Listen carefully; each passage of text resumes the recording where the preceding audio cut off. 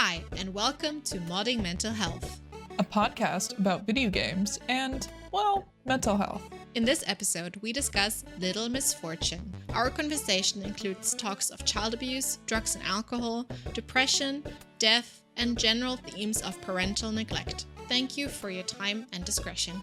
Now that you know what's coming your way, relax, grab your party hat, and throw some glitter at your issues. Happiness to the episode! Yikes forever!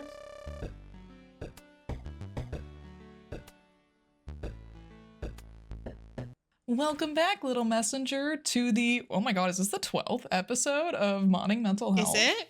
I didn't even count. I think it is. This is our 12th episode. Oh, exciting. Heck yeah, let's go. Isn't that? Gosh, we've done a lot more than I assumed we would have a long time ago. Also, we've stuck through it. Yeah. You know? Yeah, it's 1.5 years, I think. I'm pretty proud of us, to be completely honest. I'm proud of us. Absolutely. 100%. A monthly episode at this point. Right? We're getting really regular. Life has gotten crazy. Remember when we said bi-weekly podcast? And it's not. Oh. But I will say, monthly is pretty good for us. I would say so. With our schedules. That's pretty good. Yeah, exactly. With our crazy lives. With our mental health issues. Speaking of crazy life and stuffs, I'm coming to visit you. Oh my god. July. Are we announcing this? Little Messenger is gonna come to the USA. I am coming over. And we might snuggle and yes. Do some stuff, meet some more friends, give her the tour, welcome her back. Live podcast episode? A live or podcast like at least episode? both people in the same room. That would be amazing. Duo gaming. Oh my gosh, we could game together. There's so much. Duo live stream, IRL live stream. I'm ready. It can be so much fun. Yeah, I'm not there yet where I believe it, but I did buy the tickets. So it's locked in. We're set. The dates are locked in. The tickets are bought. I wrote out down a little document and sent it away to the US border control, and they were like, "You're a good girl, you can come in." So I'm allowed to come in. Like it's happening. It's happening. It's not like, yeah, I know. I'm Noel. I know. I do have a passport, so I don't need to worry about that. Now we just need to worry about the timeline, and it's a couple months in. So I still got some time. But it's so exciting, and I can't wait. That's so crazy. I'm going to meet Carrie and Ranger and Rachel. And who else am I meeting? I don't know. I'm meeting so many people. Rodney. Wyatt. I'm gonna meet Wyatt. All the people. Y'all better pick me up with a funny sign from the airport. Oh, I will. I have to now. But not to backtrack, did you celebrate the Easter holidays? Oh, right. It was Easter. Kinda-ish. We had some people over for Sunday, some friends. And then actually the week after, so just this past weekend when we're recording this, Lars and I went to a spa hotel. Oh. That's what fans say. It sounds like it. That sounds awesome, though. It was so nice. It was like by a lake, like a couple different saunas, so different themes and different heats and stuff. They had one that was right by the lake. I'm gonna send you a picture. You can't see people in it. I made sure I took a picture when there was no people, okay? But you're sitting in the sauna and you can see the lake from it. And we were there during sunset, and the lake that was all pink, and it was so nice. That sounds awesome. Like a salt pool where it was like super salty, so you were floating, and we got massages and nice breakfast, and it was so nice. That sounds awesome. I want to go back. I'm jealous. I was so relaxed. It was basically a bit of a makeup for not having what are they called in English? Holiday after marriage. Oh, a honeymoon? Yeah, that's it. Because we got COVID during our honeymoon. And then we went to that one place that sucked, so we had to leave early. So we're doing like little trips now to kind of make up for it. Oh, I remember that. How stressful. Holy shit. I know. I completely forgot about all of that. So we're making little trips now to kind of make up for it, and it's been really nice, and I really like that. What did you get up to during I Easter? mean, Easter, we kind of had two Easter celebrations because my sister and her fiance couldn't be down at actual Easter Sunday. So we just kind of had dinner with my grandpa. It was nice to see him. He's still kicking, he's doing well. Hell yeah. And then I guess the Sunday after that, we had like an Easter egg hunt at my parents' house with my sister and Wyatt and her fiance. So that was fun to see family and have laughs. That's really fun. And then of course we had the solar eclipse. Total eclipse of the heart. I'm in Ohio, so I was in complete path of totality. So I didn't have to leave at all. I just went straight outside. I walked outside my front door. It's incredible. I'm jealous. I think the last time I saw an eclipse, that was like, when was it, 99, 97 or something like that? And because we're 90s kids, we weren't allowed to go outside. Like, I was at kindergarten. I remember watching it on the TV, and they shut all the blinds so we couldn't look outside. That's so weird. Absolutely miserable. I promise you there's more people who are listening to this who are also 90s kids who remember this in Europe, because I think it was also UK was also in there, who also had that same experience. I don't know, they weren't trusting us. They just weren't trusting us. That's so weird. Yeah. Why? Well, because we're kids. And I mean, we would have totally, but like, give us glasses, right? Like, I think we would have, I don't know. There was post I was seeing before the eclipse happened that was like kind of poking fun at people who were traveling to the Midwest to see it. I was kind of like poking fun at it too, because it's like you really could view it from anywhere, but like not in totality. But actually seeing it in totality, like experiencing that, I get it now, because that really is. I think it is a trippy experience. Like it doesn't feel. Real. So I get it. I get why people traveled for that. I don't think I would have, but I do get it if you're really big into space and shit. But still very cool. Yeah, very cool. Oh, and also one more thing. I think I teased this to you, that I was going to say some live update during the podcast, but I wanted to tell you live, and I don't know if I actually told it to you yet, but in case I didn't. Did you know that I'm getting a piercing on Thursday? Where is this piercing? I haven't. There's piercing? I'm gonna get my septum pierced. Oh my god! No, you didn't tell me. So this is a complete impromptu decision, but actually, I've been thinking about this for a while. I've always wanted a septum piercing.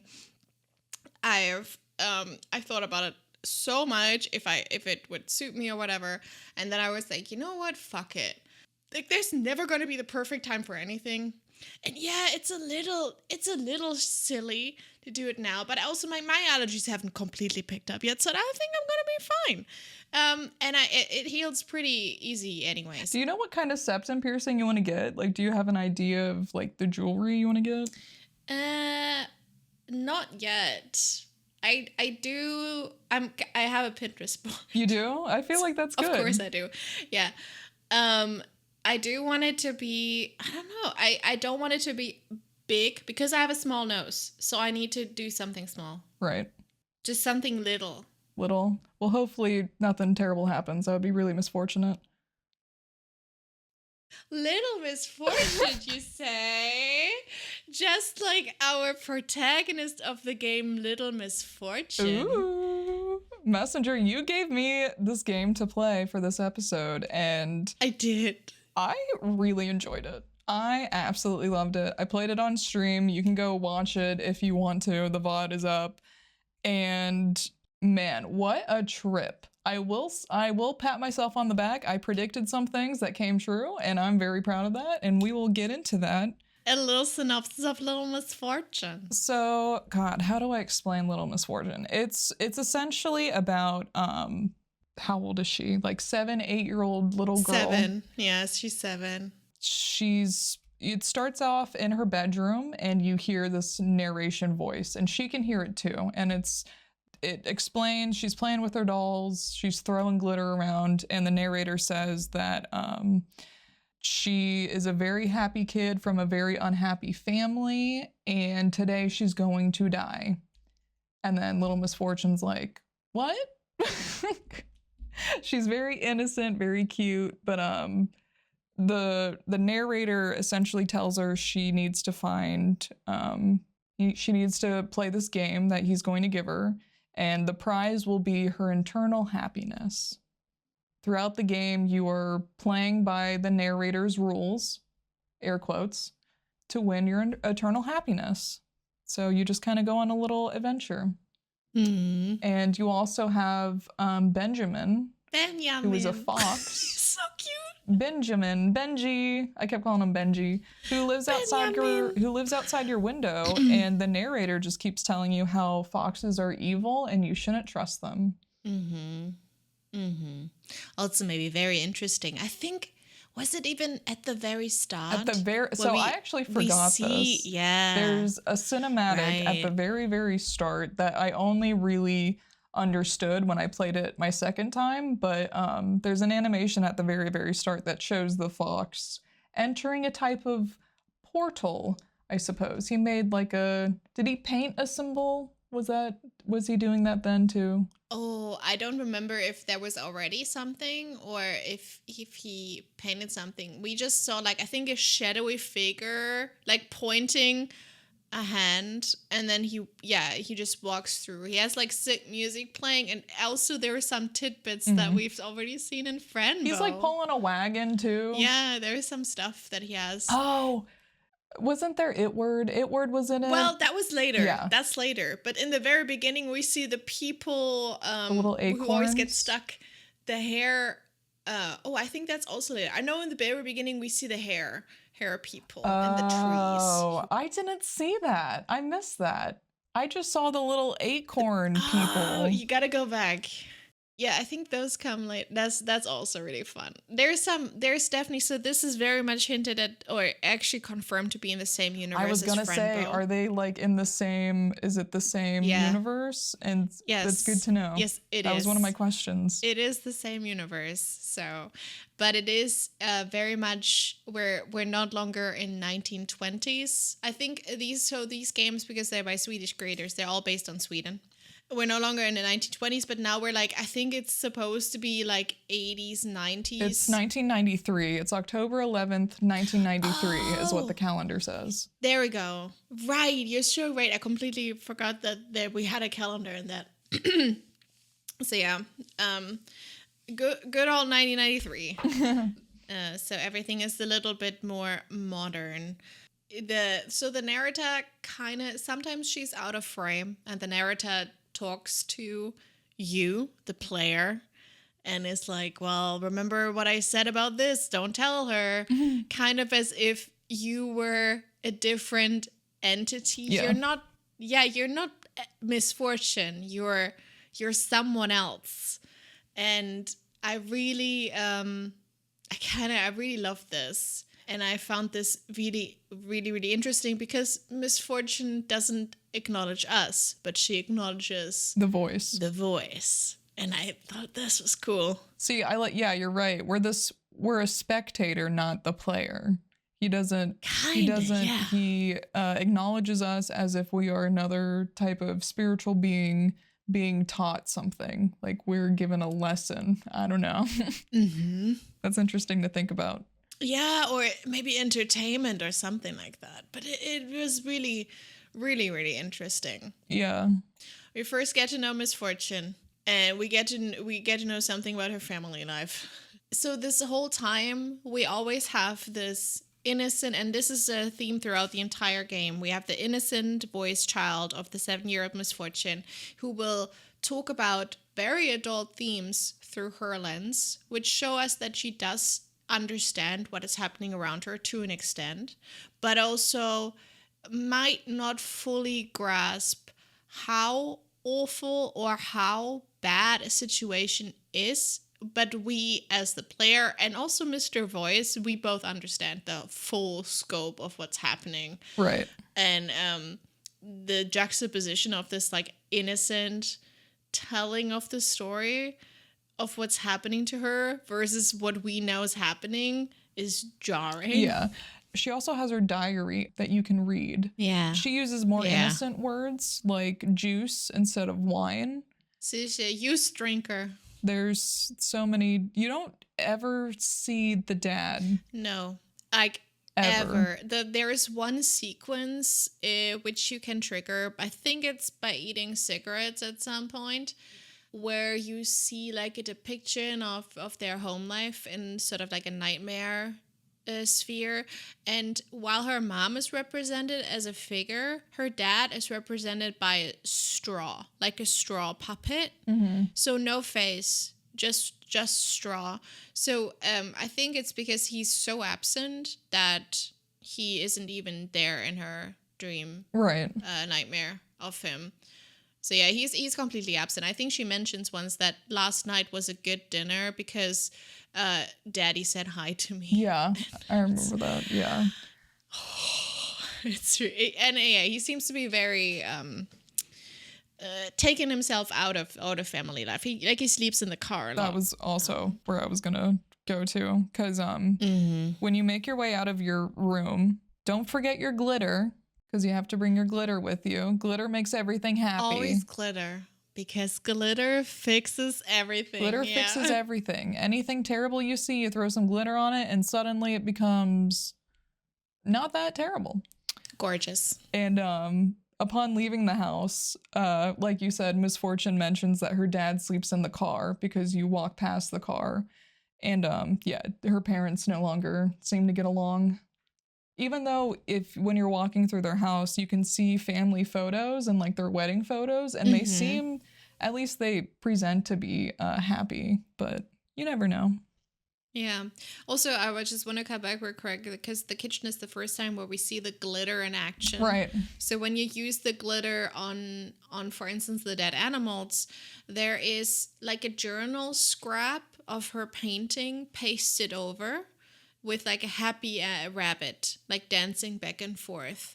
So it's only there for like a while, and then there's some sparkles, and it shoots into her heart, and her heart like beats a couple times. You can see her heart beating, and it grows a little bit, like it swells a little, and then it's gone. So I kind of interpret it as like her saving herself a little bit by making these moments appear better in her brain to her, sort of like a technique to save herself in a way.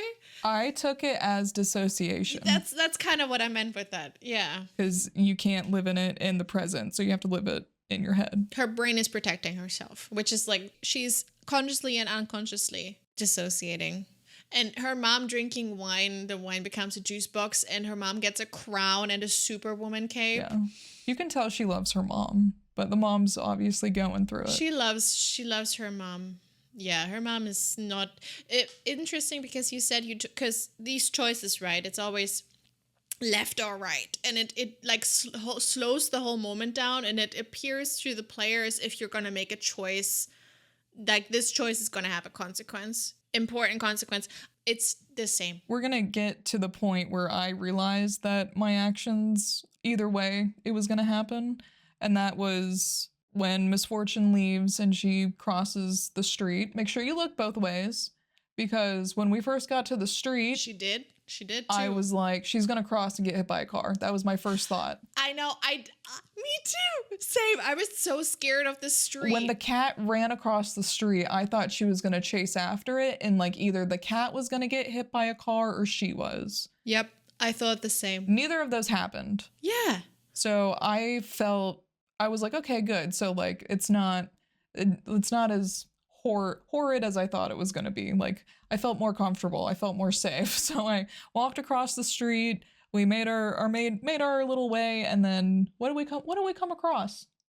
Suddenly you hear a noise, and you're in a world that's like black and white, and it's withered, and you are like Misfortune is in like a... It's like the Upside Down almost from Stranger Things. Kinda. It's the same reality, but just dead. And it you hear like I think footsteps stomping and stuff, and it's really dark, and I think she's even like in a red circle that is glowing, but it's only there for a second, and then she's back. Yeah, and the first thing when she crosses the street that she sees is a dead crow. You can glitter the crow and it's good again. Yeah, that's what I thought. Well, I love the glitter mechanics because it's only the like I said, the scrapbook scraps on top layered, and it reverts back. So it's really like you can tell and really nothing changes. She glitters it anyway. But in her heart she changes. It does pump. So after you see the dead crows and the journey to the upside down, after that you saw the dead crow, you keep walking, you come across a puppy in a party hat who looks like his leash is tied behind, like it's tied onto a tree, kind of like somebody left him there. You can either set the dog free or you can play with the dog, like play fetch or something. What did you decide to do? So in my first playthrough, I watched, because it's actually on my YouTube. My very first playthrough is on my YouTube. It's one of I think it's the second video ever on my channel. And I reasoned, if I set it free, maybe it's going to run in the street because in the background there's a busy street. I should just play with the dog. And I said play, and then you get the ball. Did you think the same thing? Yeah, so I thought if I released it, because is traffic in the background, you see all these cars, I said I'm gonna watch the dog go into the background and get hit by one of the cars, or the owner's gonna come and be like, I thought the dog was just gonna run away, and then the owner's gonna be like, where the hell is my dog? So I also picked play. So continue. What happened when we pressed play? Messenger. So, what happened? Mr. Voice is like, you should play with the dog with this ball. And Miss Misfortune is like, what ball? And then there's a ball appears out of thin air, and then she throws the ball, and she throws it so hard against the tree that it, like, first of all, it hits her in the head and she falls down. And because she threw it so hard, because she threw it so hard against the tree, there's a giant branch that comes loose, and it squishes the dog, and it's dead. Kills the dog. A note I made: the dog f***ing died. Period. That's all I have. I need to put my reaction in the video, because oh my god, I don't know how I stayed so spoiler free of this game for so long. I've only seen I've only seen bits and parts, but I've never seen that before, and I was just wow. I mean, in the end, like I said, I think we're going to come to this again, because this is one of the theme I wrote down. I wrote down the illusion of choice. Right. That's one of the big themes of this entire game. And there is this... I mean, even if you set it free, which I know you also did in your second playthrough. Yep. This is my fourth or something playthrough of this game, by the way. At this point, I'm achievement hunting. And I released it, and you can pet the dog. You can learn the dog's name. It's Little Cutie, according to Little Misfortune. And then you kind of get to a beach, and the dog digs up. You can either give the dog a treat, I think, from something that the dog digs up, or read a fortune cookie. And whatever happens, the dog is then carried off by crows. And by dog. Yep. I just thought we should talk about the dog, because that leads us to George. Because we definitely have to talk about George, because the first time I thought I was wondering if the narrator was evil, is after going to George's house to the party. Because the narrator keeps telling you there's a wonderful party here, but there is not a party. What is there instead at George's house? You go to George's house, and it looks like nobody's been around for a while since the goldfish is belly up floating. You go through the house, you realize George might be a painter, and you keep going, and you see George hanging from the ceiling because he hung himself. Yeah, like a piñata. He hung himself like a piñata, is what Misfortune says. Yep. And he has very stylish boots, is what she also says. Sweet boots. a pair of suede boots. And And she glitterifies the boots and makes it happier. Yep. Mm, Did you? yep. I mean, Yeah. obviously you did, but the painting, did you pull the sheet off the painting in the back? Yeah, it's a dick. It to reveal the penis? Yeah, so this is, George's was the first time I wondered if maybe the narrator is actually evil. Maybe there's something wrong here. We also, I think you can kind of tell. So there's a picture of presumably George and a child, probably his son. It looks like one of the kids on like the missing posters, because as you walk around the city, because they're all over. There's missing kids posters everywhere, and one of them looks like George's son. All over. Yeah, there's so you can speculate he committed suicide because he just couldn't cope. Yeah, there's lots of missing children apparently in this town. I wanted to ask, are the things that we can see and interact with as Misfortune also dead? Because the puppy is also George's, and we were the only ones that could interact with that. So, and the puppy was dead either way, no matter what we did, right? Yeah. So nothing else can, you'll notice as you play, nothing else really interacts with Misfortune ever. Right. Like the adults don't, mom doesn't reply to you, whatever you do, nothing happens. Well, actually. Do they? That's true. The only adults that interact with her are birds. I said George hung himself, couldn't cope with the loss of his son and puppy, ? That's just something I was thinking about. Yeah. There's definitely a lot of hints towards where she is either not reality, or she's not completely able to interact with reality. She's in a weird state. Right. That's why I thought it was a type of purgatory, because she can obviously interact with the world around her, but the world cannot interact with her. Mm-hmm. And then with all of her, especially with this George's suicide and everything, that the dead rabbits and her glitterifying everything, I wanted to ask, does Misfortune represent a type of toxic happiness, do you think? I feel like, I definitely wrote something like this down, because I feel like one big theme of this entire game is masking. Mm-hmm. Yes. And I think we're going to come to that in a minute. But I also think because Little Misfortune, according to her mom, has to always smile even when you're sad. I think she says that when you interact with a painting or a picture in her house. So I do, and I think in the very beginning of the intro sequence, which happens right after you pass the street, we have this little cinematic of her walking through the world. There is a rain cloud that appears above her, only above her, and then she has like a little tear, and then she forces her face into a smile, and it's painful to watch almost. So I think I feel like she represents what happens when we don't allow ourselves to feel other feelings than happiness. And she does exhibit this like class clown or family clown behavior of kids that are not allowed to express their emotions. They use humor as a coping mechanism a lot. They kind of want to make everyone else in the family happy by using humor. She does mention that if she gets her internal happiness prize, she would like to give it to her mom, is what she keeps saying. Yeah, I know. Eternal happiness. I can give that to my mom.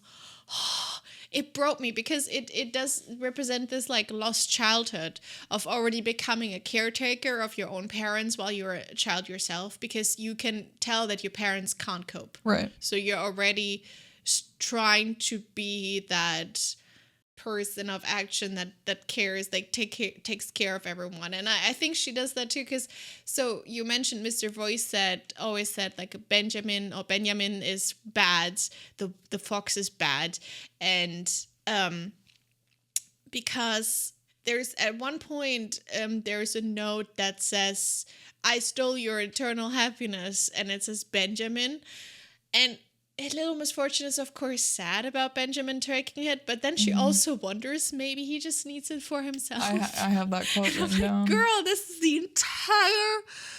entire like plot of this game and Yeah. why you want to do this, and you're already reasoning about why this is okay for them to do this to you, or why it is maybe okay for you to take the eternal happiness, and it's like she's always only looking out for other people. She's not looking out for She doesn't want herself at all. happiness for herself, which is Only to her mom. bad. I think Mm-hmm. I think people need to learn you can only love people if you love yourself.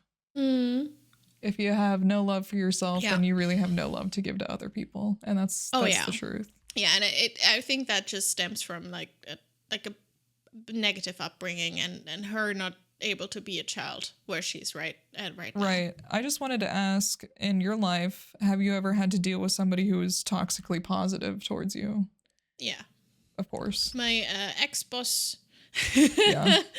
I think I can share this quote. Actually, during the summer, because I worked for a company that sold like online courses for people who wanted to get an extra degree in things to maybe get like work in a different field or get like a promotion or something like that. And because people booked less courses during the summer, and I said, oh, that's just because, it's summer. It's the holiday, like, low, whatever. Like, she turned to me and she was like, you said the bad word. It doesn't exist. If you don't say it, it doesn't exist. What? So she's one of those people who were toxically positive. And how dare you ever looked as if you're not having the time of your life at work. Oh my gosh, you got an earful. How about you? Oh, definitely. Mine, gosh, it was there. I've had many different ones, but one I specifically remember was between two friends. One of them, we were all mutual friends, and one of them decided that they didn't like me anymore. So I had found out that I was pretty much off all of their social media. Like, they no longer had me on anything. I was blocked on anything. I was given no real reason why.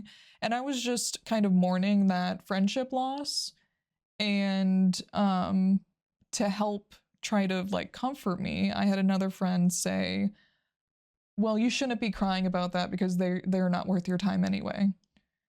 And it's just the fact that people with the toxic, like, I'm sure they mean well, but I don't think they understand how they're minimalizing and eliminating your experiences and the pain you feel, and like pressuring you to be more optimistic and to get over Exactly. it, rather than allowing you to experience what you're feeling and just allow you to get through your emotions, because it's okay to cry.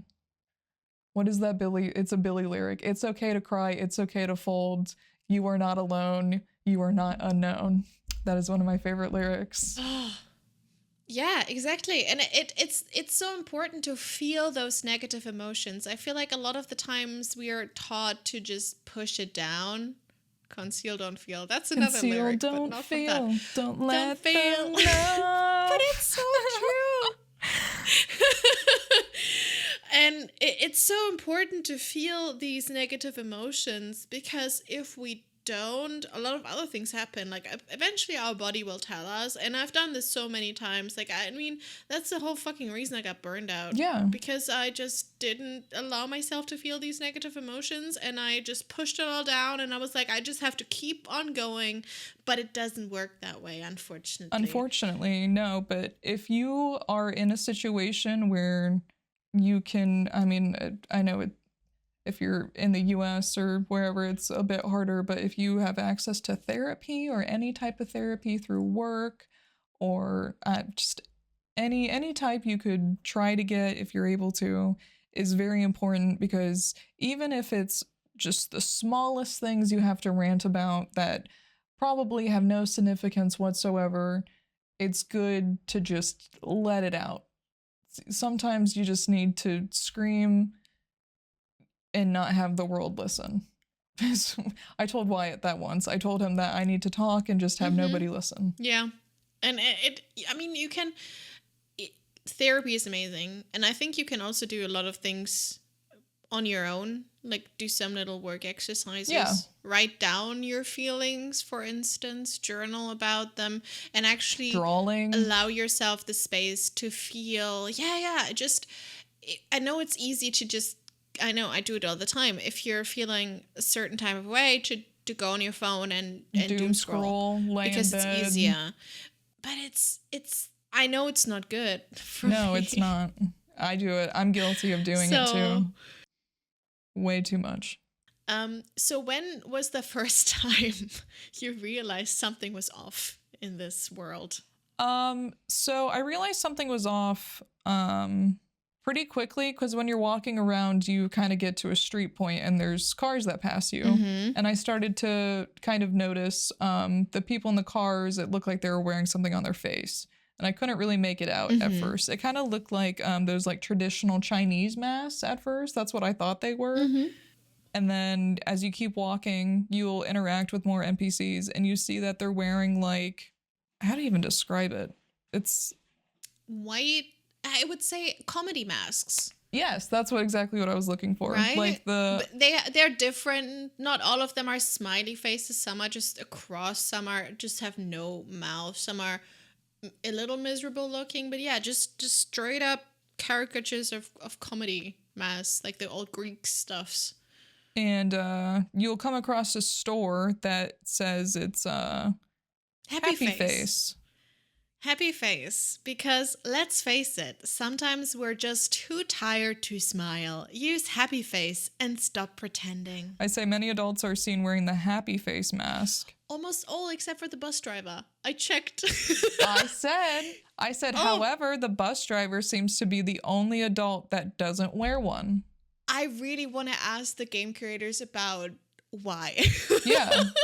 Why does she not wear a mask? Why is the bus driver without a mask?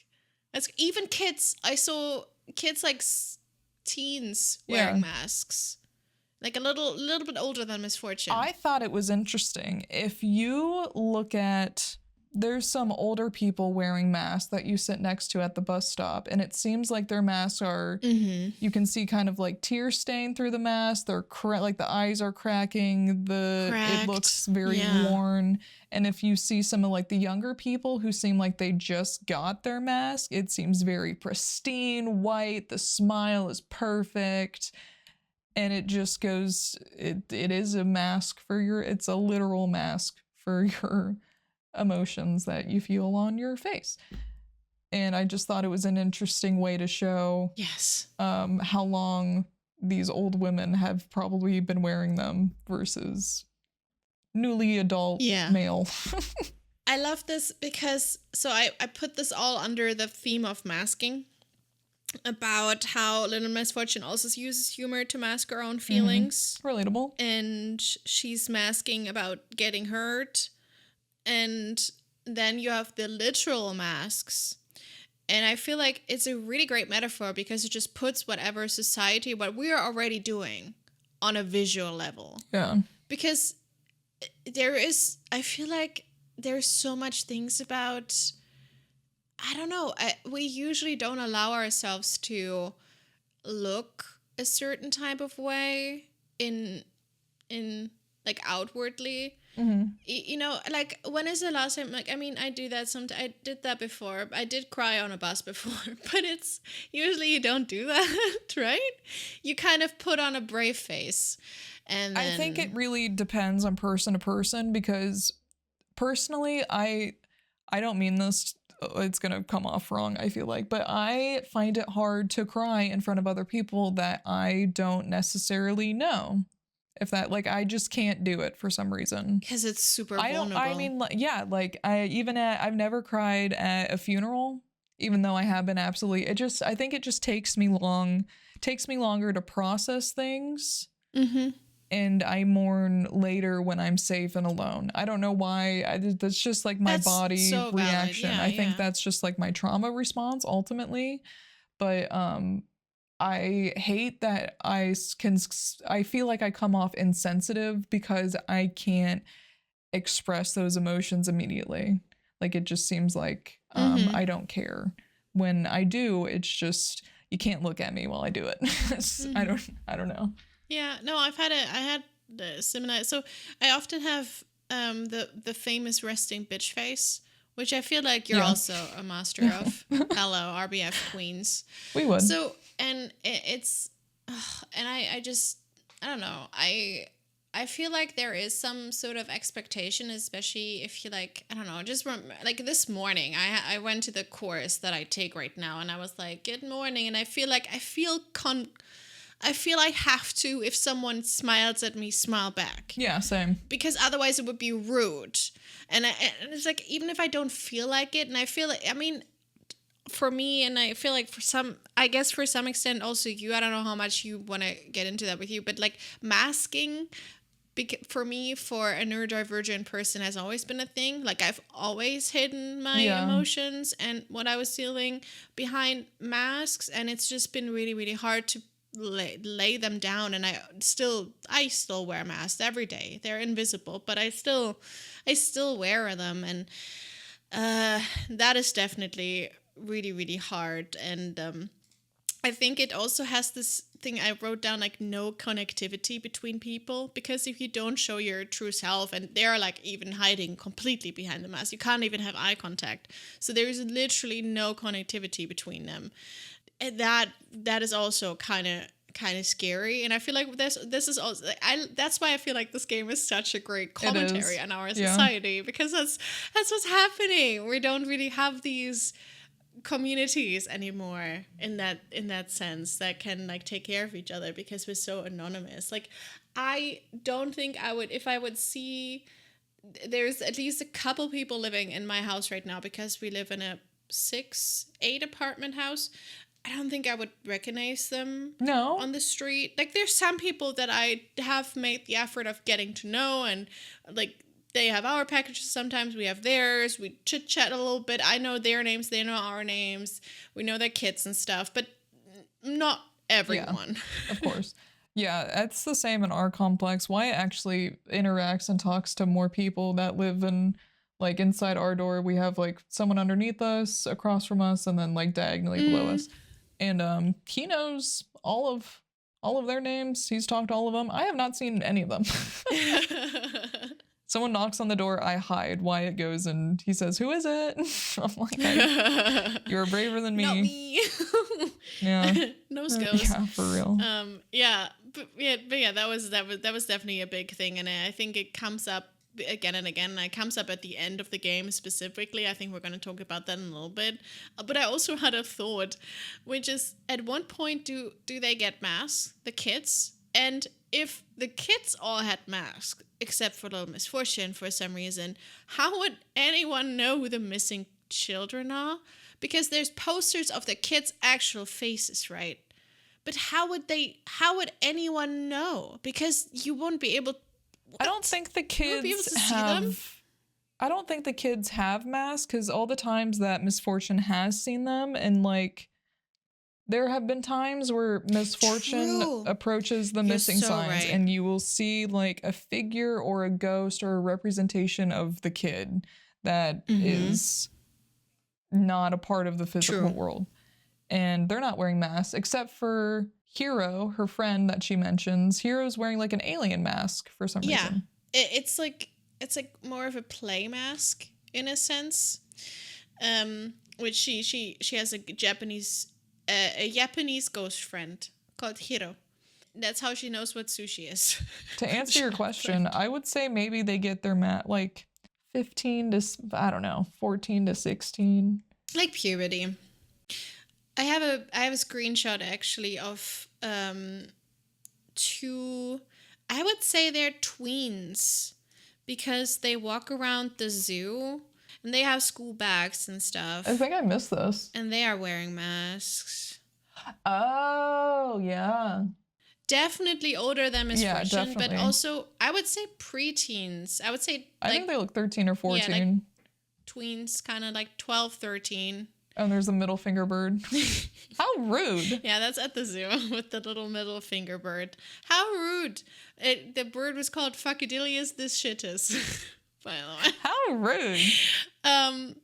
So yeah, so basically, okay, just to kind of pull this all together real quick, we have these little game sequences almost where Mr. Voice tells Little Misfortune, if you do this, you get the eternal happiness, and then that leads to something else, and it leads to something else. It's a bit of a wild goose chase. It's like false promises. And throughout, you keep finding little hints about this something not being right. There's lots of missing kids, Little Misfortune's age.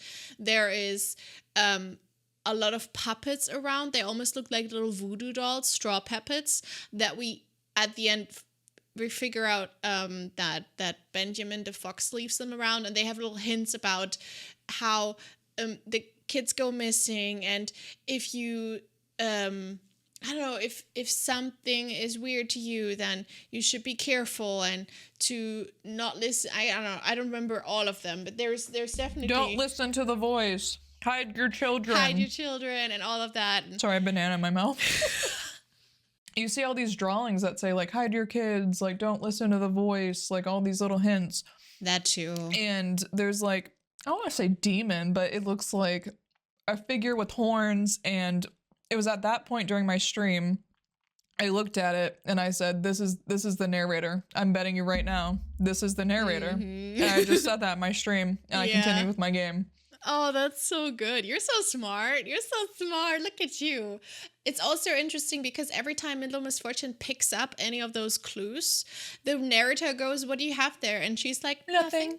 So it feels like as if he can't see what he knows there's something, but he can't see it. Yeah. It's as if this is something out of his control. Yeah. And that's like something out of the scope of this little game.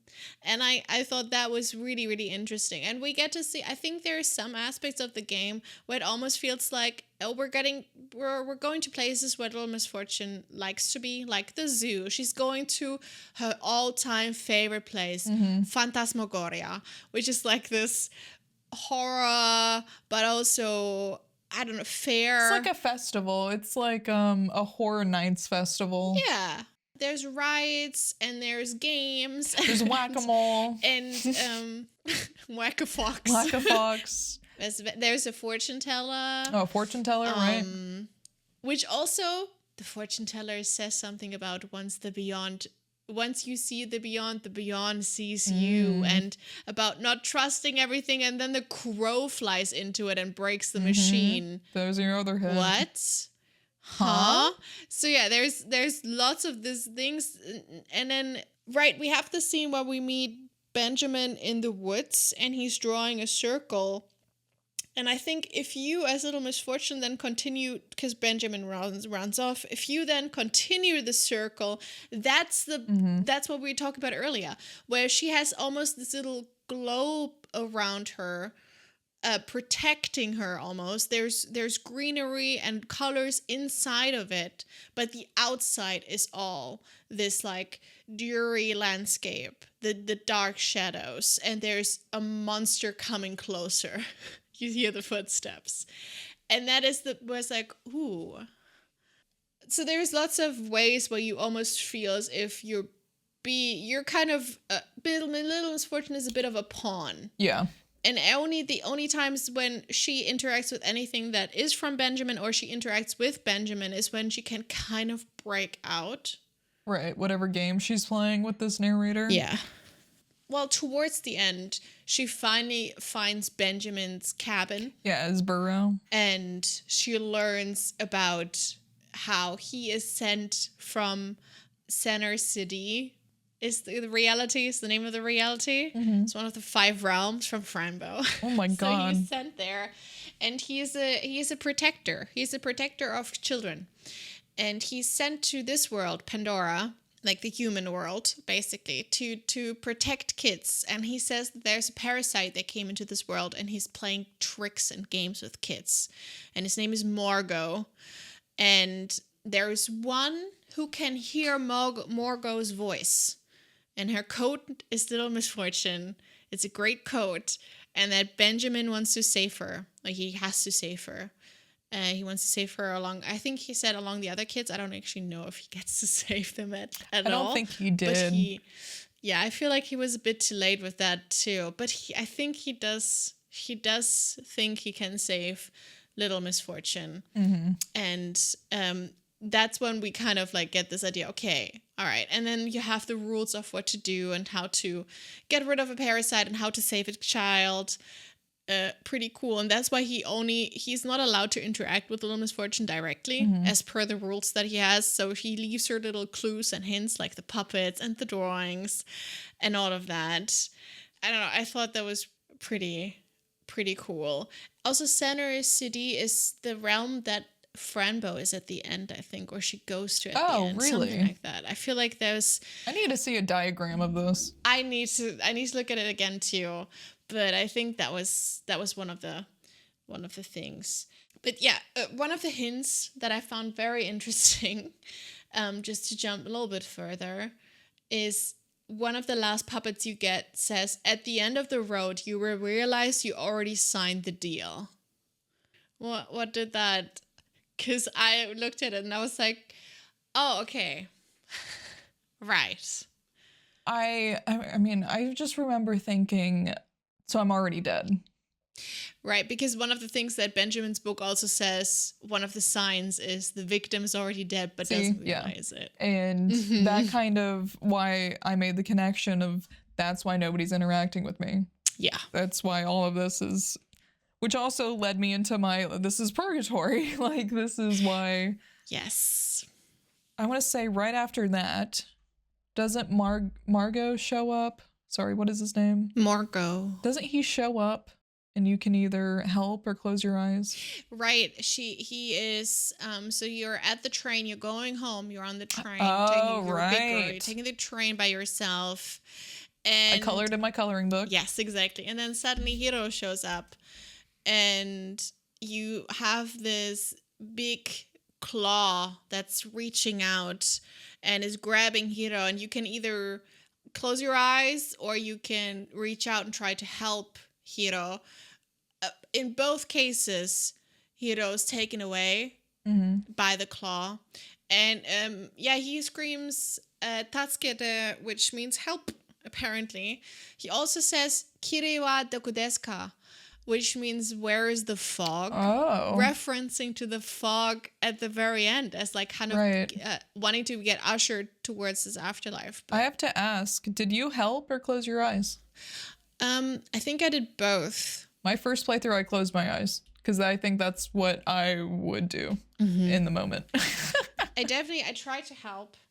That didn't work. It also is interesting because during that scene, in the back on the, well, first of all, there's also little like ghost children with hoods over them, like standing around, which is weird. And then you have "Be aware of the consequences" scribbled upside down on the foggy train window. And it's like, what consequences? Yeah.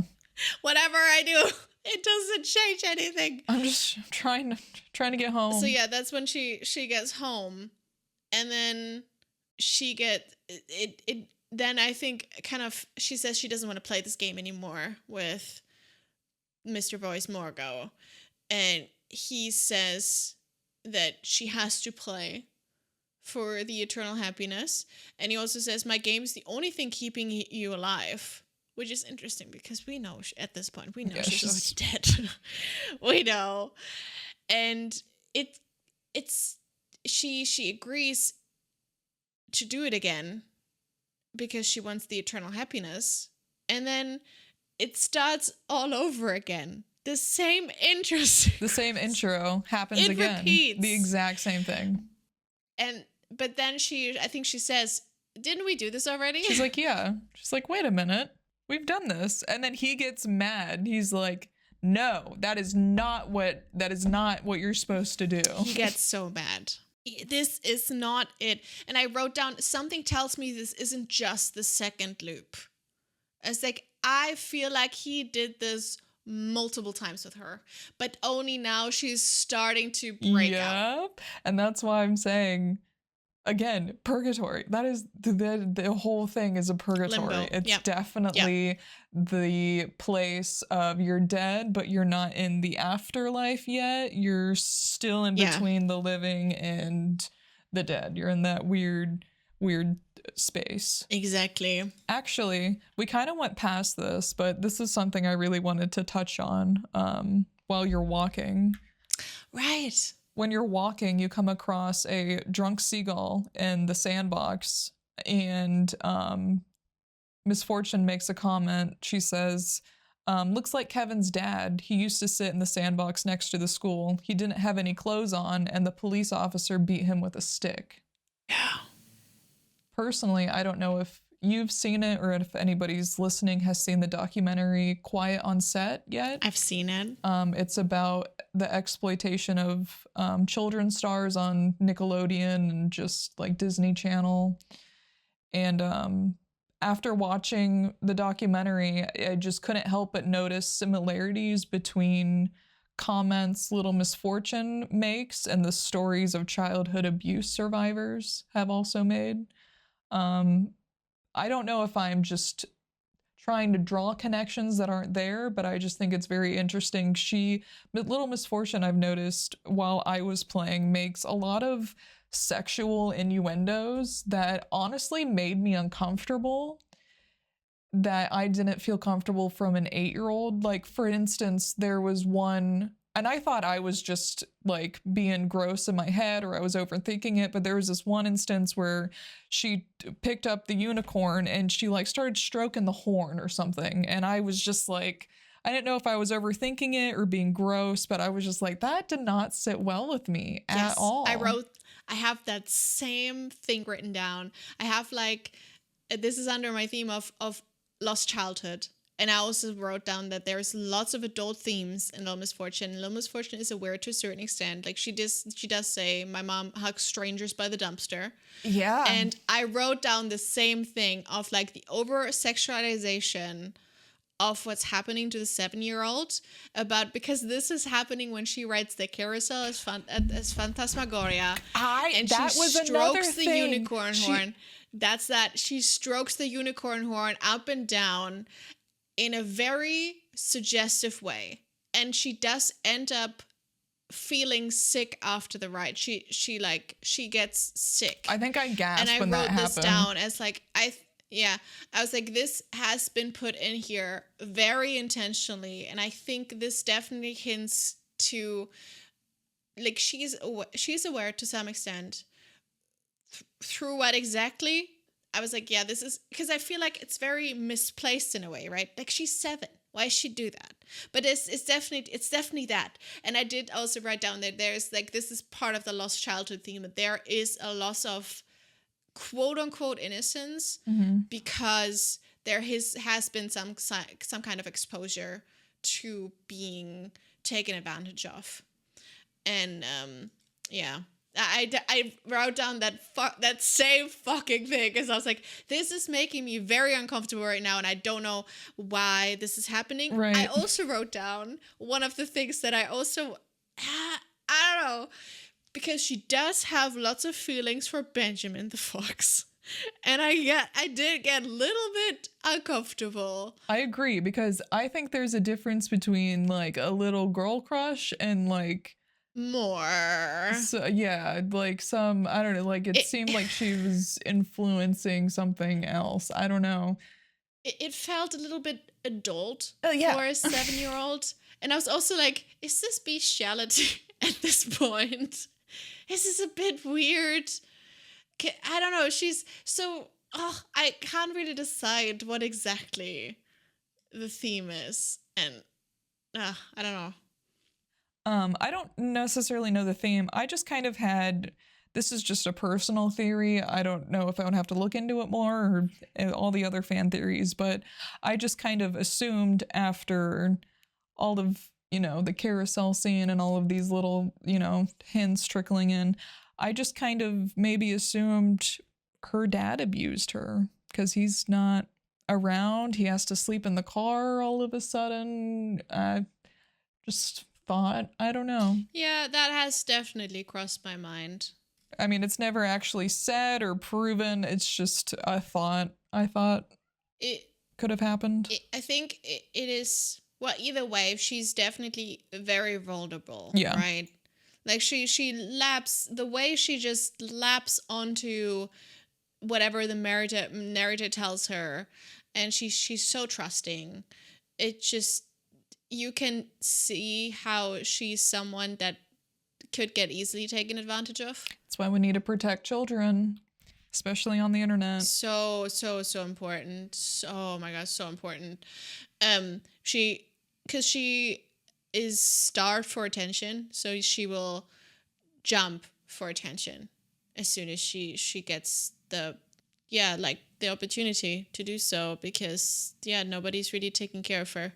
And that's why I think, well, this game, I mean, to a certain extent all games are social commentary, but we do know that the demon or parasite or whatever, Morgo, only goes for kids like this, who are starved for attention, who are neglected. I mean, he said it. She's a very happy kid from a very unhappy family, and unfortunately, that's exactly what happens. Yeah, exactly.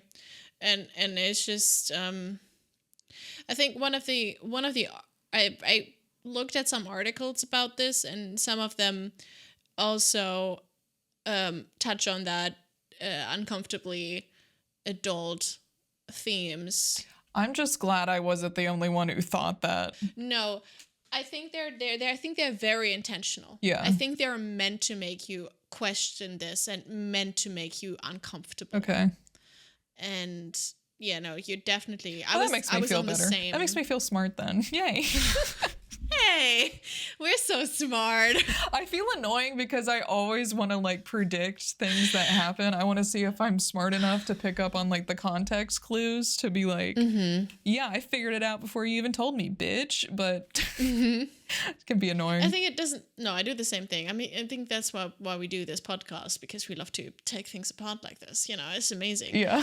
I don't think it necessarily has to be the dad. No, but yeah, I think very well. It could be some of the dad's friends. It could be some of the mom's friends. It could be someone from school. Yeah, it could be anyone. It could be Kevin's dad. But I do think that there's definitely been some sort of exposure. Although for Kevin's dad, I also wrote down like late stage capitalism, that there is no failsafe for people who clearly need help. Yeah. Because I also interpreted this as Kevin said, having a psychotic episode or alcoholism induced episode, and what is happening is that the police is just beating him. So there's neglection there, and I think you can see this with Little Misfortune household too. Like, they have to eat dead rabbits for food. They have to cook drugs, because it's referenced her dad had a meth lab in the basement. They have to... Yeah, I have that noted. Her mom has to prostitute herself. Little Misfortune takes herself to school. She kind of sneaks out because her parents don't come pick her up, and nobody really notices. So there's no failsafe, basically. So with Daddy having a meth lab in the basement, I have the quote from Misfortune that says, looks like this... It was actually when she was at the hamster strip club. Right. Which were... There was a whole sequence of a hamster strip club, or I think a stabbing. You can either go inside the strip club or go inside the hamster meth lab. Yeah. Like, there's the two choices you can basically make. Well, they lead into each other. Oh, true. Well, that's what I meant. Either you go inside the strip club or you go inside the meth lab. You pass the strip club either way. But you end up in this hamster meth lab. While you're walking by, Misfortune says, this looks like the science project Daddy has in the basement. I don't know why, but Mommy was really angry about it. And this is what I want to go back to, is that Misfortune does a great job of showcasing how children are more observant than adults give credit. They pick up on things even if they don't understand. They might eventually. So Misfortune definitely picks up on all these things and makes sense of them in her own brain. And probably if she had still lived, maybe in a couple of years she would have made sense of it all. Maybe taken out of this this household. Coming back to kind of the end of the game.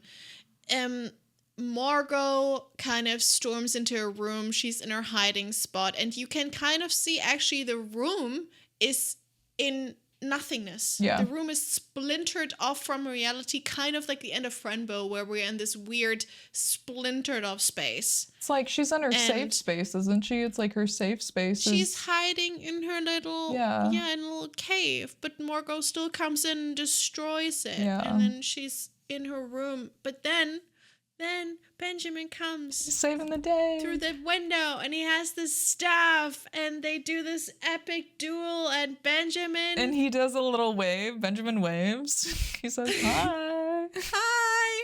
And Benjamin, I don't know, possibly sends Margot back to the realm where he came from. I thought he like banished him to another realm. I think so. Sent him back to his homeland. I think so.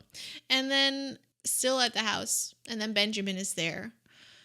Well, actually, I think we're looking for our mom, because our mom's not in the kitchen anymore, and we're kind of mom's missing, shouting for her. And then we see mom crying outside with a police officer who is having like a board and writing something down. He's taking notes. He's getting the story that's happening. Right. Like there's obviously been an accident happened. Yeah. Something happened. And she's trying to talk to her mom. And suddenly there's this static noise. And her mom becomes static-y invisibly along with the police officer. To show like we're not in the realm. We're in between realms. Is like this is I think is when it officially not stated, but it's like, you're not here. Yeah, you're not there anymore. And if you keep walking a little bit towards the street, you see a bit of hair and a little hand and a tube of glitter sticking out underneath a white sheet that's covering a body. And you can tell this is Little Misfortune body in the street. And there's an ambulance standing there, there's a police car, and there's tracks on the road as if a car hit her. Yeah. And unfortunately, it looks like the same car her dad drives, because the tires match up to where the car is parking. So it's kind of assumed her father ran her over. Yes, and I wasn't sure about this at first, because if you go back, there's already the marks on the street. Mm-hmm. There's, of course, not the body, but there's the marks on the street and the car's in the same position. So I had thought, maybe this has always been there. Yeah. But then I remembered this is probably not the first loop. And I think it's very clearly hinted at her dad maybe drove drunk, something, under the influence, and hit or just didn't care. He didn't look around himself. Maybe it was on his phone. Well, 93, probably not. But on the radio of the car, I don't know. And then it just, definitely killed his own daughter. Well, I mean, maybe he was high on meth. He has a meth lab in the. Maybe. You never know. I mean, there's so many. Who knows? There's so many theories I think you come up with. Honestly, that they do lead to the same result, though, and I thought that was so touching. Like Friendbow. God, sorry, Misfortune sort of kneels down, and that's the first time she cries. She cries over her own dead body. And that was rough. And then Benjamin comes up to her, and as soon as he tells her something, he never really speaks outwardly, only Misfortune and Mr. Voice speak, and she says, "Oh, you want me to come with you?" And she's like, "Okay, but I have to tell my mommy." And she goes up to her mom, and she says, "Mom, Benjamin is taking me somewhere. I guess I'll always be your Little Misfortune, but I have to go." I'm crying actually talking about it, because it got me so bad. Oh my God. And she still feels like she's compelled to tell her mom, even though she knows her mom can't hear her, but I guess there's some, she's like, "I guess I was your Little Misfortune for a while, but I have to leave now." Now the mom's all alone. Yeah.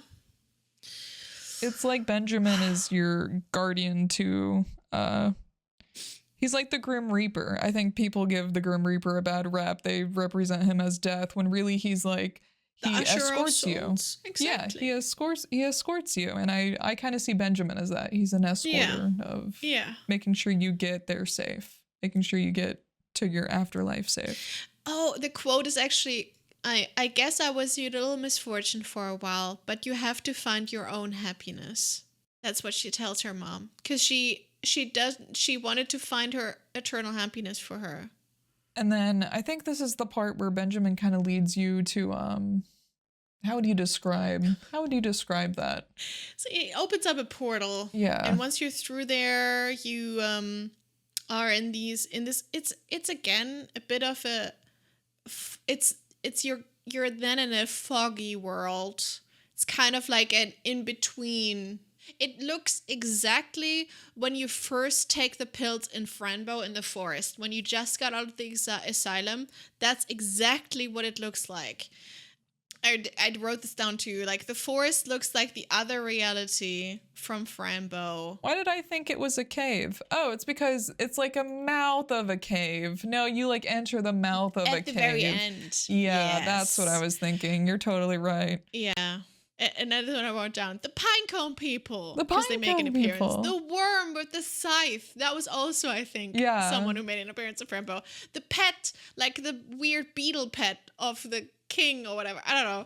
And then the ones that got stuck with their hair in the trees. And then there was Edward picking fireberries. I did see Edward. I got so excited seeing Edward. And then you go through the fog and you come to this mouth of the cave, like you already said, that there's a four-headed cat, or two four-headed cats as statues. There's a tree with crystals on it on one side with a bell on a scythe. And if you, like, I think Benjamin rings the bell, and you have stones coming up to create a bridge that you can walk over towards the store with skull imagery. In it, the whole cave mouth is like a skull with teeth and two eyes above, and there's a hourglass that sand is running out of in one of the eyes. And there's checkered floor right before the cave entrance, and I was like, Franbo. You can see another little straw doll too that's like sitting at the mouth of the cave before you grab it. You're so right. Oh my gosh. And I think the dog is with you too, isn't the the dog is there earlier. Yeah, and I thought that was really sweet, as if she got another soul that's with her. And then as you ring the door, as you ring the bell, there is little wisps of energy. I was gonna say energy that come from her heart and ignite the crystals that are on the tree. And then they think there's 14 of them. 16. And it just goes poof, poof. Oh, 16. And it just goes poof, poof, poof. And they look like they're like burning in this white fire afterwards. And she knocks on the door. And those are each when you like glitter something. You only get those if you find each glitter sequence that like makes your heart happy. Yes. And if you get all of them, that's so true. You get the good ending. If you miss even one, you don't get this ending. Yeah.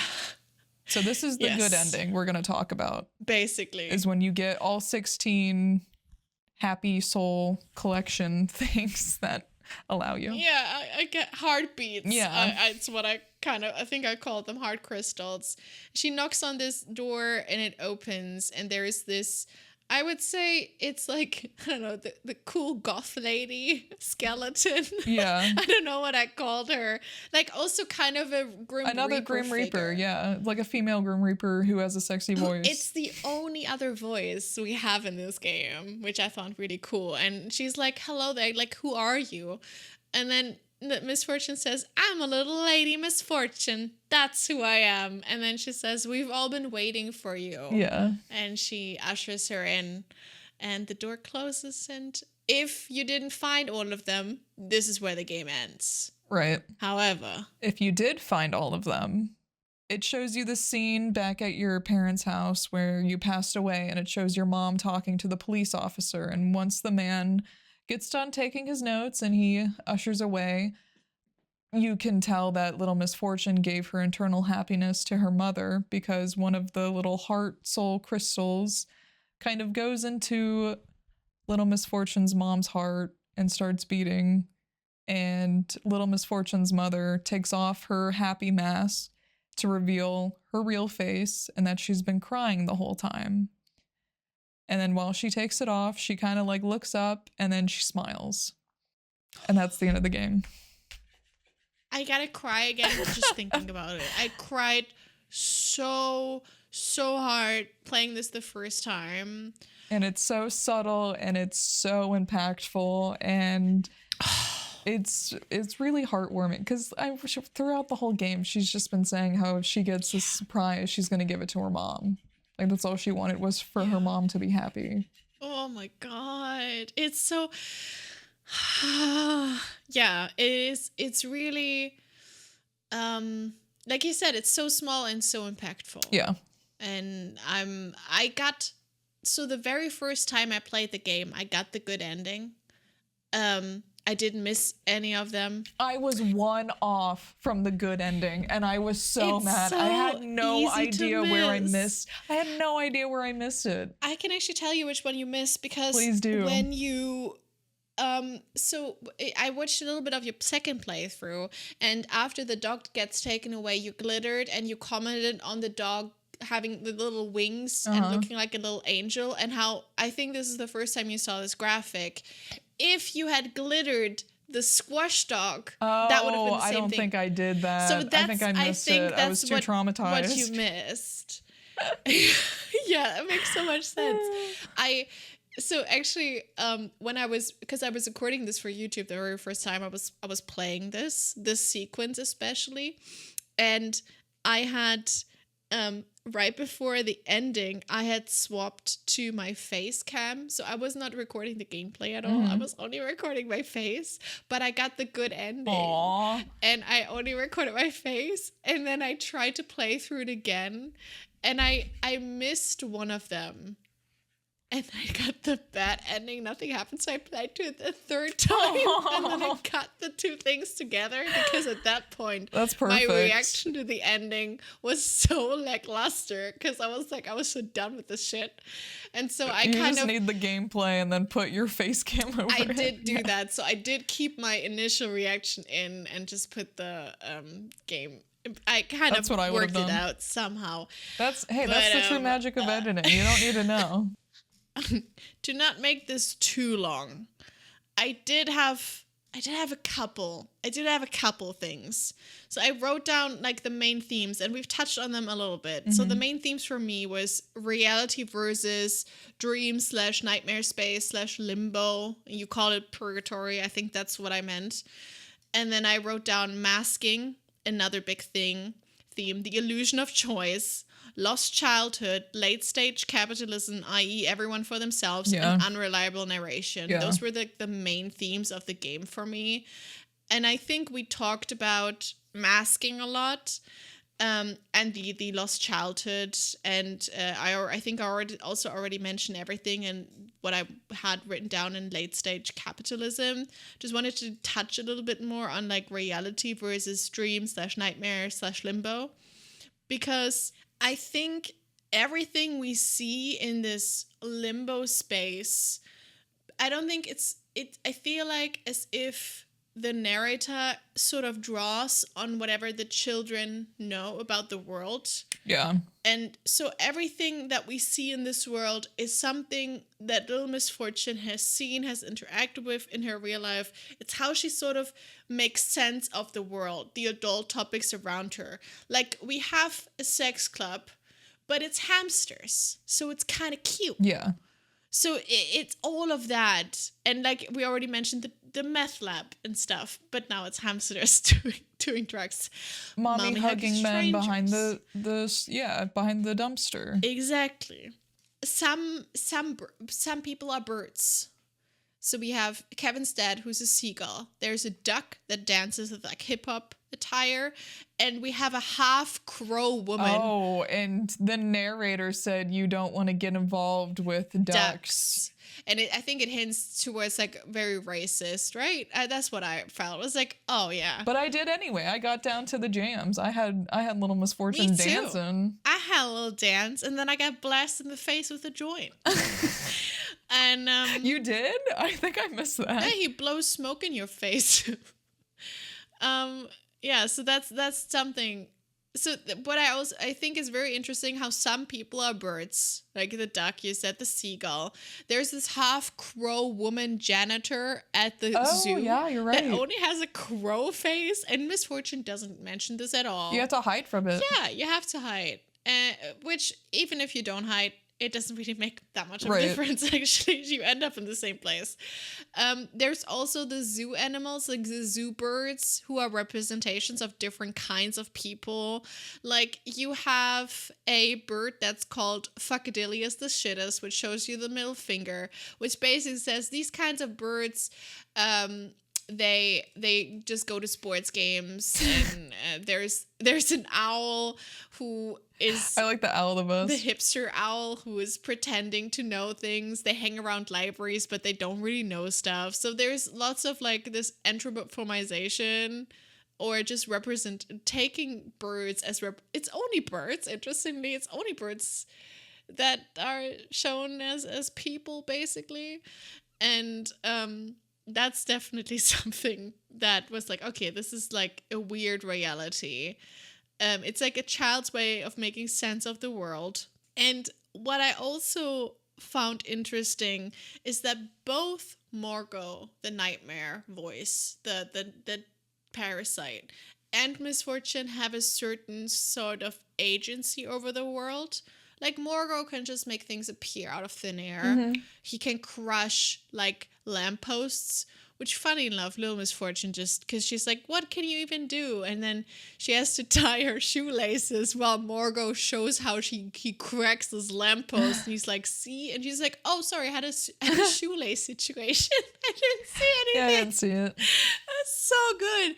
And then but she does have some agency about this. For instance, at the end of Phasmagoria, you take a ferry, again, very like River Styx sort of thing, with a ferryman, with like a skeletal ferryman. You take that over a lake or over a river. It says that you need a gold coin to ride the ferry.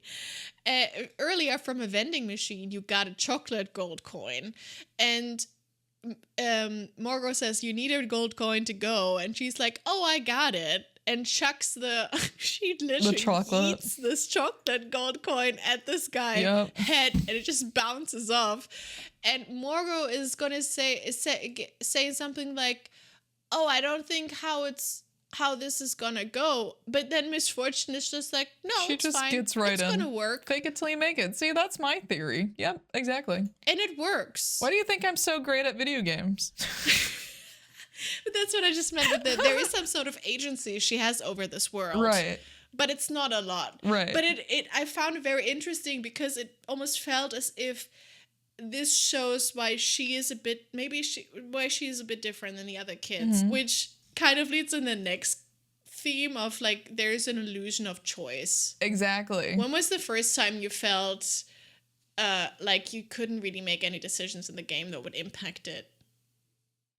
God, there was another decision after the dog died that I was like, I just kind of... It was a fish that you can take Rodrigo the fish! Rodrigo! I took him! Yes. I loved Rodrigo. You took him. I think it was when I took Rodrigo, I realized, because you can either put him back into the water or you can take him. I decided to take him, but I kind of assumed, because you don't really do anything with him afterwards. I think you can give Rodrigo to the seagull, actually, for a treat. Mm-hmm.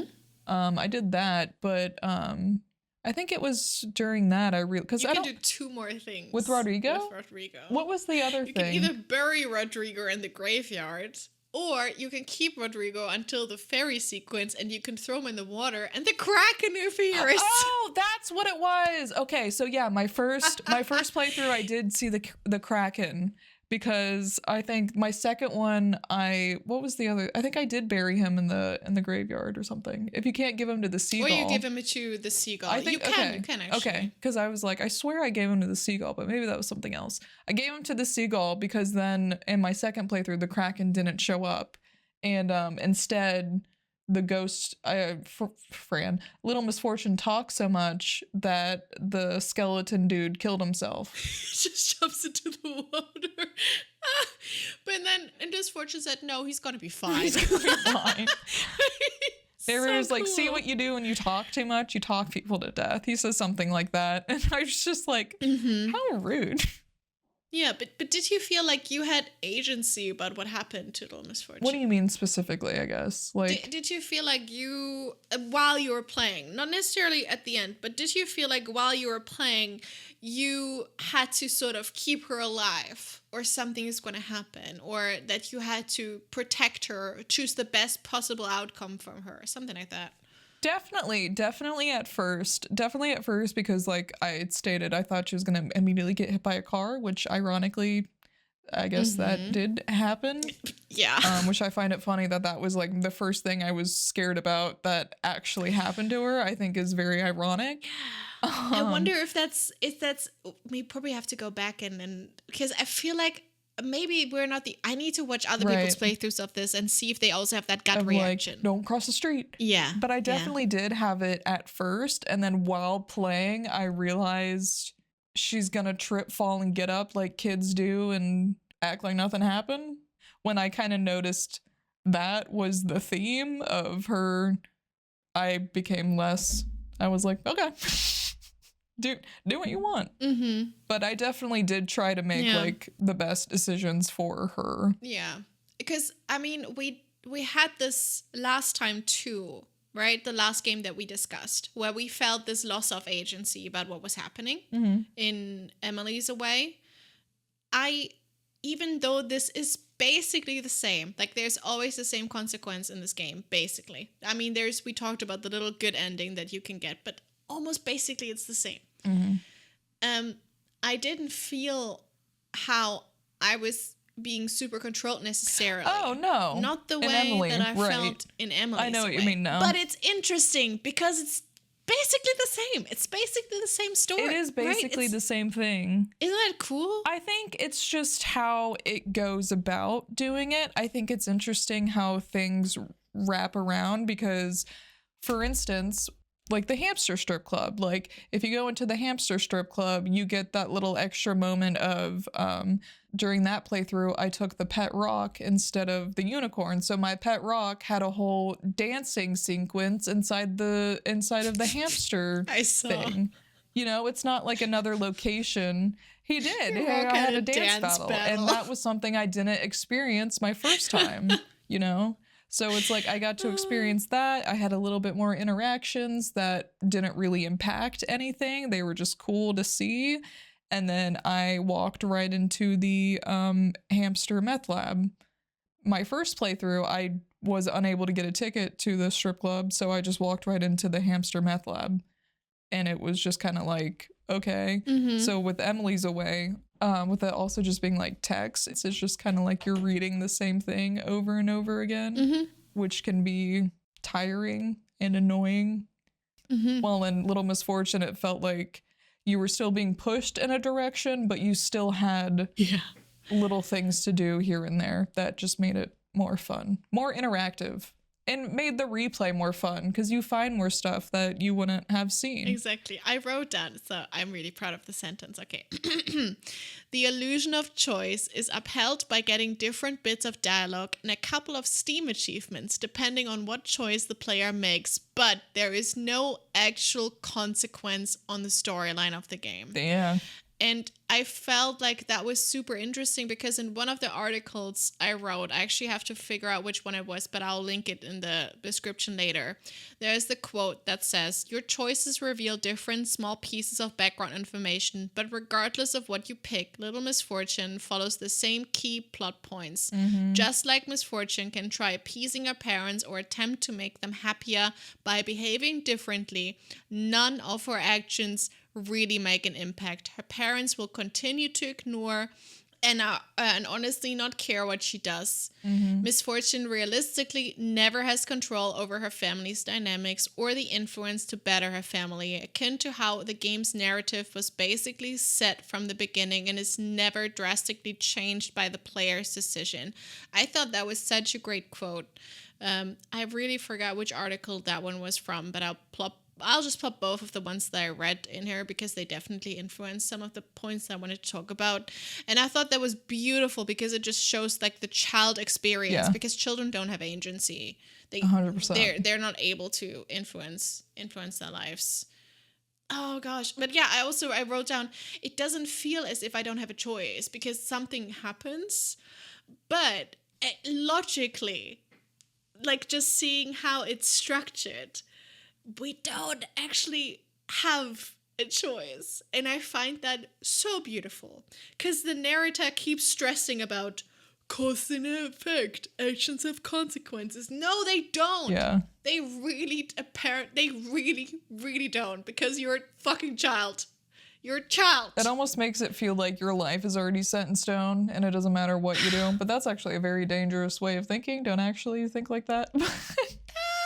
It's a bit different, maybe. It's maybe a bit different. Your host and humble narrator is the first time that he introduces himself to us, which turns out to be the demon of the story. Of course. And then he also tells you she's going to die today, aka she probably already has been dead for a while, caught in a loop. So yeah, there is a lot of that in this, and that's I feel like why it makes the second playthrough very enjoyable. Yeah. And the third and the fourth, because you spot a lot of hints where you're like, ha, yeah, doesn't matter. Exactly. And it kind of makes it better in a way, and you can kind of already be like, oh, when's the first time that he reveals he's evil? You're like, kind of has been evil from the beginning, but it's I don't know. I thought that was really interesting. I love how you had so many of the same thoughts that I had with this. Like half of the stuff we don't need any of the notes because you already said it, and I love that so much. Yeah, like for instance, your theory about her dad killing her and so much. And I think those are things you can kind of easily miss the first time you play it, and then kind of realize later. Talk about crazy. Also, her voice acting is amazing. It's one of the game creators, Natalia. Oh, is it? That's awesome. Yeah, apparently she is the voice. If I got this wrong, I got it wrong, but I think she is the voice of Little Misfortune, and I thought that was amazing. It's the game's writer, designer, and artist. Yeah. And I think her husband does music and composing, and also, of course, writing and designing. They're the two founders of Killmonday Games. All right, so summing this up. Oh my god, if we can we sum this up? Sure. No, but I mean, like, are we actually able to? Because there are so many things. We can try our best. We can try. I mean, we could go through I guess, our document, basically, our Google Doc of questions, but I don't think they will apply that much, just, right? We don't really have a clear cookie cutter, like, mental health disorders. There's not any like clear diagnosis. There's definitely assumptions you can make. However, assumptions aren't good to make. They made points to showcase things to get you thinking. Exactly. It does. I don't think it influences you either way. It does make you think about how we treat this as a society in a way, like especially her mom. How is she treated, right?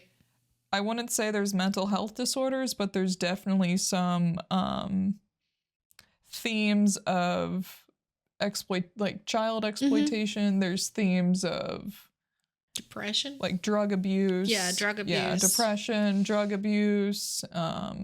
just like a bunch of things that a kid doesn't understand, but are very adult themes. We do. I mean, I don't think her mom is villainized. No, not at all. If anything, she like tries to make her mom out to be like the hero. If anything, she's the only one that's making an effort, I guess, at least in Little Misfortune's point of view. Which we could still go on and be like, oh my god, I hate the mom even more because Misfortune loves her so much, even though she puts her through all these things.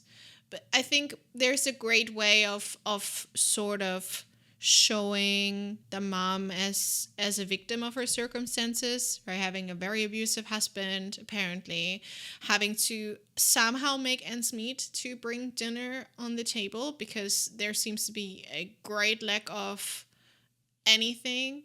And this definitely goes. So, I mean, I read a little bit about Sweden's background and so on and so forth, and it does fit really much with that. Like, there's been a lot of rich people controlling the society, which I had no idea about Sweden. But yeah, I learned a lot of things, and there's been lots of like... Good to know. Especially in 90s, 2000s, apparently, according to this article I read, there's been lots of racism, overt racism in the society. And I think Little Misfortune reveals her last name is Ramirez, so we can assume at least that either one of her parents or both of the parents are not originally from Sweden, or maybe her grandparents are not originally from Sweden, just through the last name. Right. And hinted at then being prejudiced against, which is one of the other reasons why maybe they can't find work or whoever. So there's definitely like more of they're a person of their circumstances, and they sort of making the best of a situation, but it comes down to, once again, like the kid is the one who's suffering the most. But yeah, I don't think there's like necessarily anyone is necessarily portrayed as a villain or stereotype for that matter. No, nobody is. They just have these like there's no stereotypes, but there's like those one-off comments of like, oh, you don't want to get involved with ducks. You don't want to fall around foxes, or from Mr. Voice. Yeah, from Mr. Voice, but those are such loose stereotypes though. I don't think that really even I think you can also, because A, Mr. Voice is the villain of the story, obviously. And then B, also because of like also Little Misfortune's reaction sort of to what he said, because she does kind of call him out, be like, no, what do you mean? I think we can definitely I think the game is definitely trying to make the statement here of like, racism is evil. It's self-aware. Yeah, it's self-aware, which I appreciate. Stereotyping in a negative way, especially if it harms groups of people, is silly and harmful, and we shouldn't do it. So yeah, there is some... Yeah. I feel like there are some stereotypes of how maybe we would think a very low income family is like. So trying to make ends meet by selling drugs, by prostituting themselves, sort of. Yeah. I feel like there are something like this, but then also you're right. There is a reality where things like this happen. Yeah, that too. So it does. I feel like it's more so a stereotype in showcase, which is always, I guess there's always a generalization, right? But I think it just goes to like showcase a thing that could potentially be happening. How much does it trigger? I think we also already talked about what we mean with this question. So it definitely triggers you to think about lots of things. I don't think there is any overt like imagery that it's not graphic at all.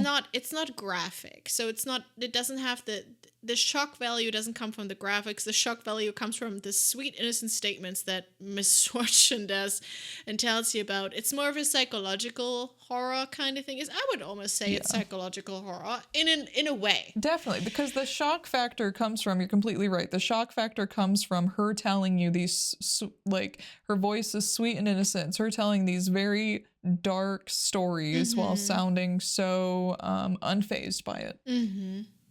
Yes. Yeah. And I think there are some aspects, if you've had contact with certain things, that you should be aware of before playing the game. I don't remember if there was trigger warnings at the start. So there's definitely some things you should be aware of, I would say. I think because it is only mentioned in narration, I would say to a certain extent easier to use it as a catalyst to work through certain things if you would like to do that. And it doesn't, for instance, it doesn't do the shock thing that we had in Neverending Nightmare. No. Just to compare it to that. There is like drugs and alcohol and smoking. There's profanity. There's like violence, but it's not like gory violence. It's not like, it's more like comical. Yeah, it's little hamsters fighting. Yeah, for instance. One of them.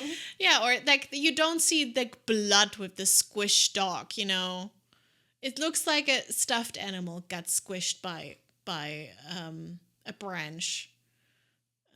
So yeah, I mean, I feel like it triggers in a positive way. Like it made me think a lot. Same with Frambo. It just keeps making me think so much, which is great. I like it. And it leads me to maybe sit with my negative feelings more, which I still need to do more. I do like that. I completely agree. So I guess we can kind of skip the plot device or important on its own, because I don't think this really applies to this game. It doesn't. All right. Okay. Now comes the most important part of this entire podcast, of course. So, Kat, out of 10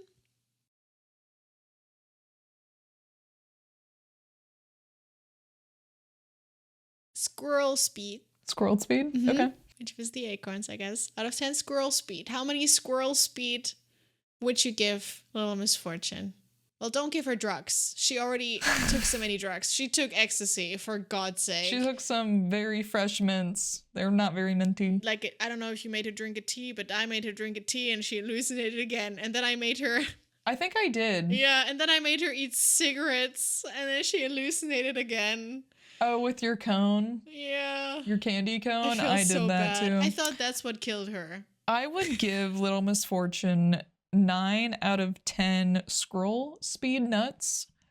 I thought it's easily replayable. It's honestly a relaxing game, oddly enough. There's not much thought has to be put into it. You just kind of click around. It's not something you really have to be up and ready for, you know, like some games. Yeah, I think it's so unique and it's creepily funny and dark. It's fun to replay different choices that you did and find different things, and full of great one-liners too. Saying yikes forever now. Or give yourself a fuck. Yeah, give yourself a fuck. But I really enjoyed it, and I would really love it if other people played it. I think it touches on some important themes that I think kind of get glossed over a lot, that I think a lot of people could relate to in a way also. I think so too. It's just eerie having a little kid talking about very adult themes. It makes you feel responsible, uncomfortable, and also I was just about to say responsible. I was like, it makes me uncomfortable and it also makes me feel responsible. I don't want to say shield, because you can't shield kids from it because it makes it worse, but educate them in a way where they can stay protected. Yeah. I guess is what I wanted to do. Yeah, Messenger out of 10 Rodrigo the fish, out of 10 Rodrigos. R.I.P. Rodrigo. How many Rodrigos would you throw at the Kraken? I think I would also throw 9 out of 10 Rodrigos at the Kraken. 9? Hell yeah. I think I was thinking about what could push me to a 10, and I feel like I was missing a bit of the puzzle aspects that I liked a lot about Franbo. I think I was missing a little bit more interactivity about it. I can agree with that. Although I do also, on the other hand, I'm like, maybe that's what they wanted to do, to have this no choice become more obvious. But yeah, no, I think a little bit more interactivity would have pushed me to a 10. I was about to say, I wish I could have interacted with more things to figure out more, like to connect more dots of what her story was. Yes. I wanted to interact with more little things. Yeah, me too. Like, I don't know, have some things be more revealed at some point. And yeah, but other than that, I think you already touched on all the things that I wanted to say, why I really love this game. And I was just going to say, this was my 4th or something playthrough that I just did then. I watched a couple playthroughs as well. It's fun to see other people's reactions, I will say. Yeah. I've watched some other playthroughs, and it's really fun to watch other people play it. Oof, yes. I do love every time the dog dies. I'm like, oh, did you kill the dog? Oh, yeah. People do not expect that. No. It's pretty violent. I think it's also because it's one of the first time that something gets really, really violent in this game. And you're taking really, out of it is completely. You're like, what the hell just happened? But yeah, so I think I would also give it a 9 out of 10 Rodrigos yeeted at the Kraken. Dear Kraken. And this little song she sings, I love it so much. And I also feel, I think it's really important. I want more people to play this as well. I want to see their reactions. I want to hear their thoughts. I want to hear their theories, because just like Franbo, yeah, for sure, which was episode 7, by the way, just like Franbo, there is so many theories you can have about it, and there is so interesting. And you don't have a cookie cutter, this is what this means. You have to think about it a little bit. Make your and then you can have totally different results as well. Like, there are some things probably that I interpret differently, and I think that's perfect. No, that's exactly what I told my chat too when I was playing. I was like, I'm really excited to hear Messenger's notes, because I feel like there's some things that we've experienced differently that we're going to talk about, and we definitely did. Which is interesting that there's so many things that we did experience the same. Yeah. And I wonder if this is because we're just too similar, talking a lot. Anyways, we also, like, I guess like, we're so similar.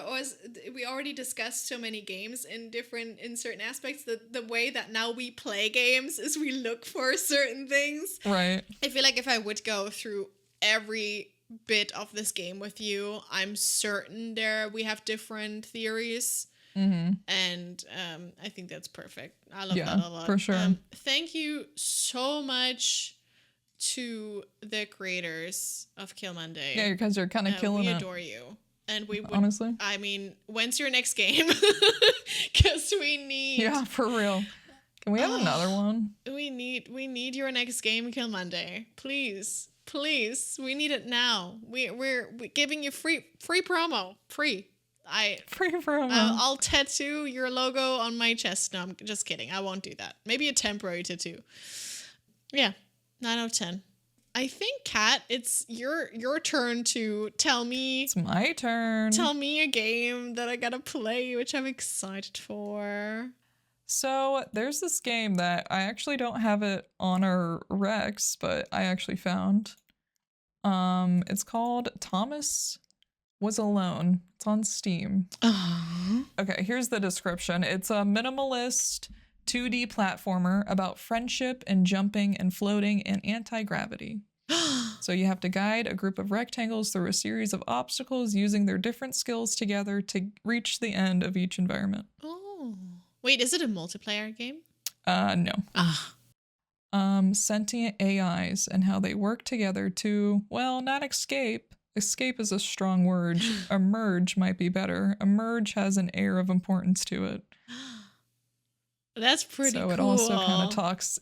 I really kind of wanted to talk about like AI and like how we're all getting into an AI world, and I thought maybe that could open up into it, maybe. So I think that's really cool, especially. And I've heard there's like some. Looking at the gameplay, it looks questionable because I was looking at it like, but I've heard like the reviews are pretty positive, All so right. I'm willing. I've never played it, so it will be a first for both of us. I'm absolutely shit at platformers, so this is gonna be awesome. But I think I'm gonna be fine. I'll be fine. I'll be fine. Very excited. Because I think especially talking about AI and stuff from a mental health point, that's gonna be interesting. Because I have thoughts and feelings and emotions. Me too. Ooh, Very interesting. Well, I'm really excited for next time. Hell yeah. Maybe in a month, maybe in 2 weeks. Who knows? Maybe we're like super productive. Maybe when you're down here. I mean, at the very least, when I'm coming over. So that's gonna happen. Very excited. Thank you so much, Kat, for recording with me and for playing Little Misfortune. Thank you. I still have to go back to the entire VOD and watch it because I need to see your entire reactions. I'm so excited. They're pretty spicy. I'm so excited because I didn't do that before recording for obvious reasons. So now I'm gonna do that. Well, that's okay. All right. Awesome. Thank you so much. Where can people find you on the internet? People can find me at twitch.tv/IamCatastrophic. You can find me on Instagram. She's Catastrophic. And the YouTube, I Am Catastrophic also, but there's not really anything on there. That's about it. What about you, Messenger? Where can people message you? You can message me. I don't know where my DMs are open, but you can find me at least at twitch.tv/littlemessenger. You can find me on Twitter, I guess. I don't really post anything anymore. Find me on Instagram instead. Little Messenger. Does anybody use Twitter? Twitter's dead to me. It's kind of dead now. Little Messenger _ or on YouTube, Little Messenger. I think if you just search Little Messenger, you'll find me too. I put up spicy Stardew Valley episodes now, and I mean, they're pretty spicy. And I mostly stream on the weekends now, so you can come by, say hi. I would love that. I would love to say hi to you. I also have a TikTok, so Little Messenger. I think it's also Little Messenger _ or Little .messenger. I mean, go look for it. You'll find it. And then we would always love if you could send us some emails with some themes and games you want to have talked about at moddingmentalhealth@gmail.com. You can find us on Twitter, I guess, at moddingmental, and on Instagram as well. We have an Instagram account. Is it Modding Mental Health? I think it is. I created it, so I should know. I think so. You can find us on YouTube and on Spotify, of course, wherever you're listening. By the way, if you're on Spotify or on YouTube, make sure you give the video a thumbs up and like the podcast. You can rate the podcast. You can give it 5 stars because, of course, you would. Why would you give it anything else but 5 stars? We would appreciate it. Thank you so much. No, I think you have to. If you guys like it, please let us know. I mean, you listened until now, so I assume 5 stars is in order. You have to. Messenger says you have to. I make the rules. Okay. Thank you so much, everyone. And we'll see you in the next one. Heck yeah. I love you, Messenger. Love you, Kat. Bye. Bye.